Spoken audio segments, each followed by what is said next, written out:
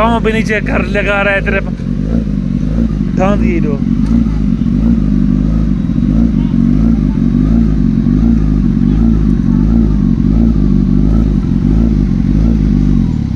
हाँ ठीक